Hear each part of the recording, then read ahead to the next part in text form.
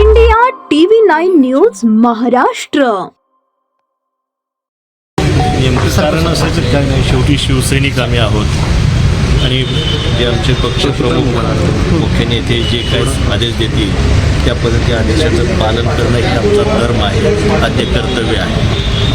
त्यामुळे त्या ठिकाणी CM देशम सरांचा, आमचे पक्षप्रमुख एकनाथजी शिंदे साहेबांचा आदेश त्या ठिकाणी एक 2 मिनिटांमध्ये येणार आहे आणि त्या आदेशानंतर ना आमची भूमिका स्पष्ट आहे. महायुती म्हणून भाजपला जागा सुटलेली होती, मात्र आपण मित्र पक्षाच्या विरोधातच फॉर्म भरलेला होता, आता माघारी घेत आहे.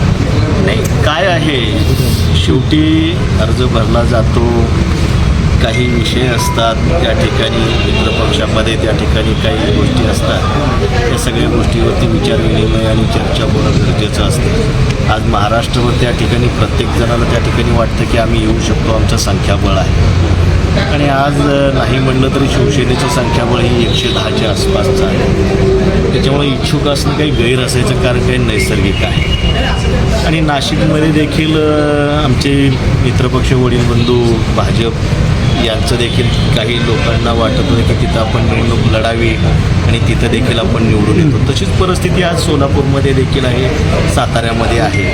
तर आज आम्हाला सोलापूरमध्ये आम्हालाही वाटत होतं की आम्ही त्या ठिकाणी आमच्याकडे संख्याबळ असताना आपण त्या ठिकाणी आपण निवडून येतो. म्हणून एक त्या ठिकाणी प्रक्रियेचा भाग प्रत्येकजण त्या ठिकाणी चर्चेचं त्या ठिकाणी काही वेळेअभावी चर्चा काही कालखंडामध्ये अर्ज भरायच्या पहिलं पूर्ण होऊ शकल्या नाहीत.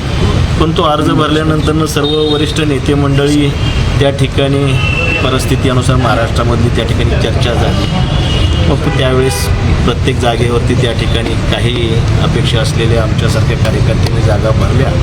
त्यावेळेस वरिष्ठांनी त्यांच्या कार्यकर्त्यांना BJPचे आदेश दिले की बाबा आपण नाशिकमध्ये त्या ठिकाणी युतीचा धर्म पाळला पाहिजे. आज आमच्या नेतृत्वाने आम्हाला आदेश दिला की आपण सोलापूरमध्ये सुद्धा युतीचा धर्म पाळला पाहिजे.